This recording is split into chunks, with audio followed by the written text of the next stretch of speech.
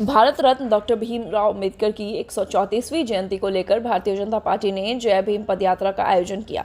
पटना के गांधी मैदान में भाजपा के दिग्गज नेताओं के साथ दलित समाज के सैकड़ों लोग इस यात्रा में शामिल होने पहुंचे। गांधी मैदान से पटना हाईकोर्ट तक यात्रा निकाली गई।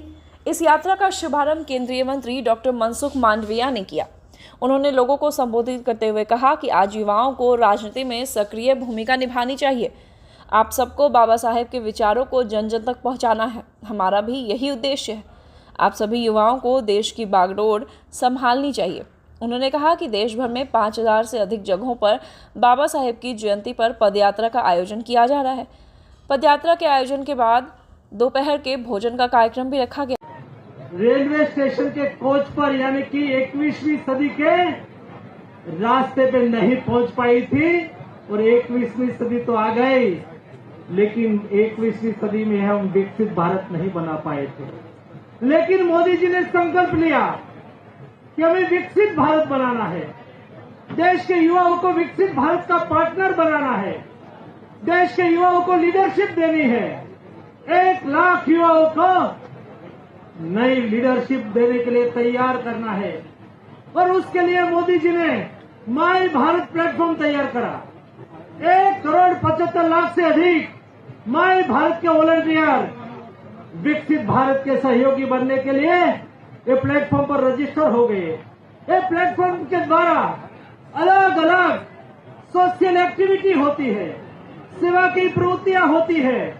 हर महीने ऐसी पदयात्रा का आयोजन होता है और ऐसी पदयात्राओं के द्वारा हमारे महापुरुषों के जीवन चरित्र से प्रेरणा लेके विकसित भारत के लिए हमारे युवा संकल्प लेते हैं और संकल्प लेके विकसित भारत की यात्रा के सहयोगी बन जाते हैं।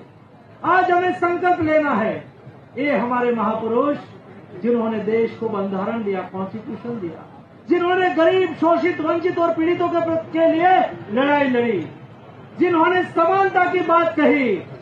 अरे दोस्तों, जब 1947 के पहले दुनिया में भी, वेस्टर्न कंट्री में भी महिलाओं को बराबरी का अधिकार देने की बात नहीं होती थी, इस समय में डॉक्टर बाबा साहब आम्बेडकर ने समानता की बात कही। नहीं केवल बात कही, लेकिन बंधारण के निर्माता के रूप में समाज के सर्व वर्ग को आगे बढ़ने का अधिकार भी दिया। हमें इस कॉन्स्टिट्यूशन से प्रेरणा लेनी है। हमें बाबा साहब के जीवन कवन से प्रेरणा लेनी है और विकसित भारत का रास्ता तय करना है। विकसित भारत के रास्ते पे देश को ले जाने के लिए, संकल्प व्यक्त करने के लिए आज की पदयात्रा का आयोजन हुआ है। ये नहीं केवल पदयात्रा है, लेकिन महापुरुषों के जीवन से प्रेरणा लेने का ये प्रसंग भी है।